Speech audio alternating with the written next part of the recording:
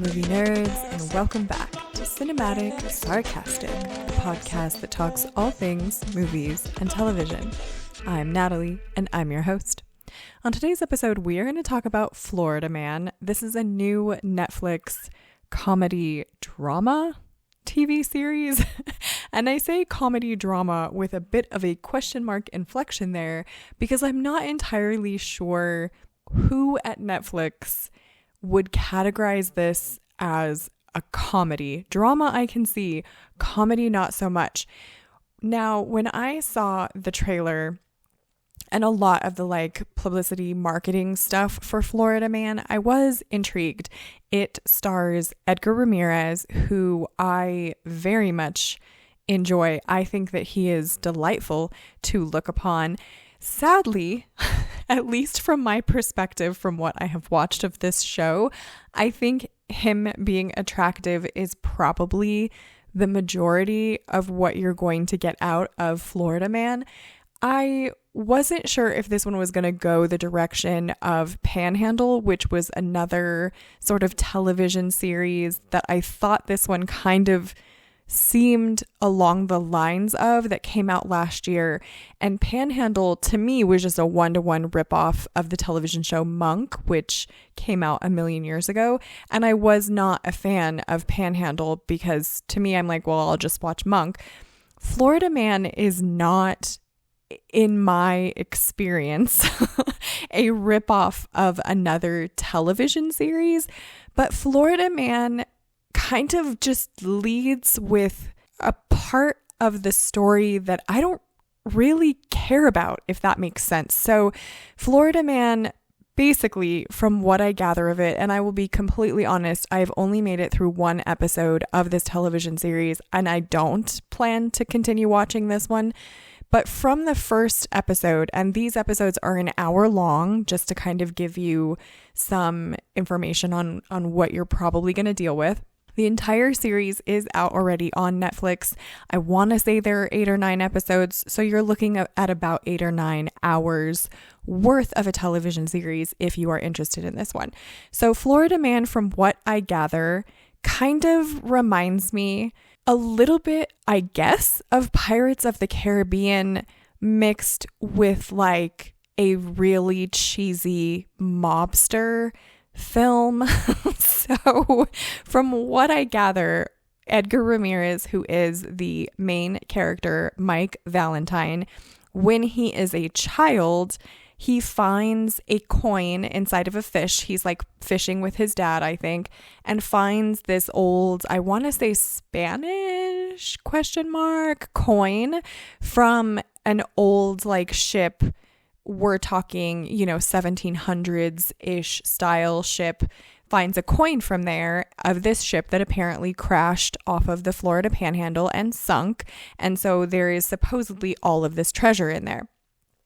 I have no idea from the first episode what him finding this treasure has to do with anything that is going on in this television series.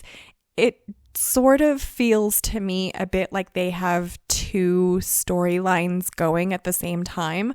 One about this supposed treasure off the coast of the Florida Panhandle, and then Mike Valentine, the main character, also seems to have a bit of a gambling problem and ends up not being in Florida. He's living in Boston or New York somewhere, the Bronx, I don't know, because I don't care, because it's not really that interesting.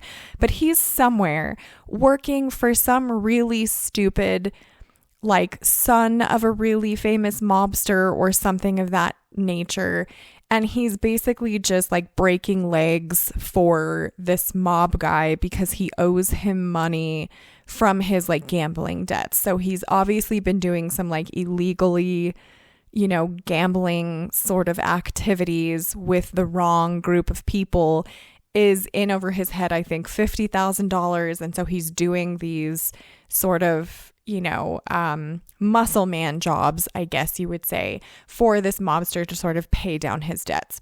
The story really in the first episode follows the character of Deli West, who is the quote unquote girlfriend of the dumb mobster. She flees to Florida, and so then Edgar Ramirez's character has to follow her to Florida to find her.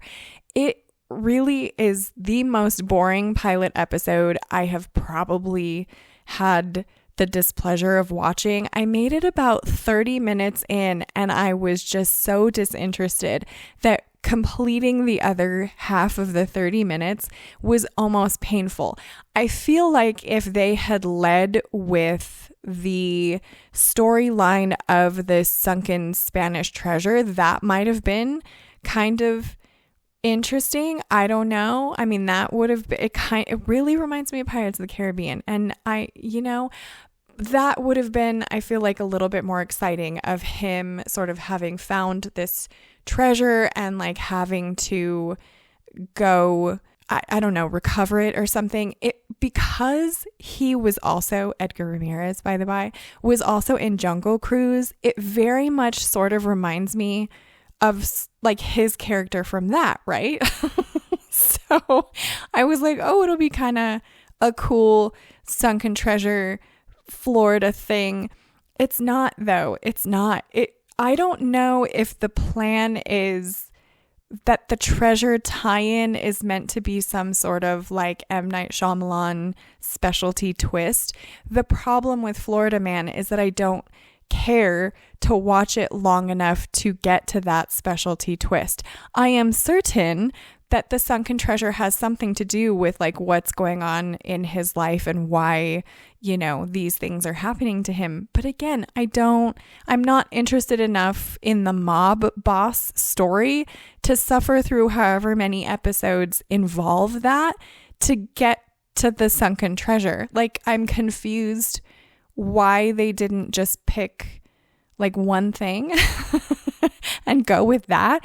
But so far for me, I would say Florida Man is not a win. I don't know what it is about shows that are being based like in Florida that I just do not find that appealing, like Panhandle or like Florida Man.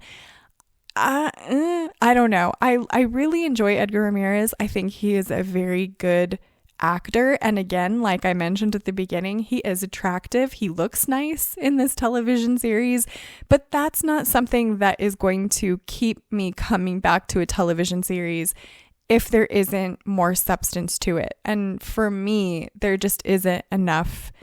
Like, I don't care about any of these characters enough to want to continue coming back and watching the series. So I think it's got some fairly good ratings on IMDb. I don't know. Maybe, again, I find myself as the odd man out who just doesn't quite understand why this is good. I don't know.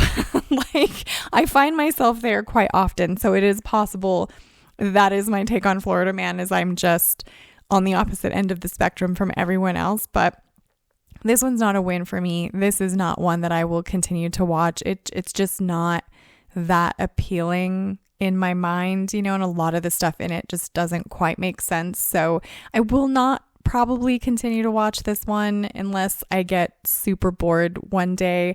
But for me, it's not a win. I don't know. You guys are going to have to let me know what you thought of Florida Man. Subscribe if you want to join the Movie Nerd family. You can find me on Instagram at Cinematic Sarcastic Podcast, and I hope to see you in the next episode.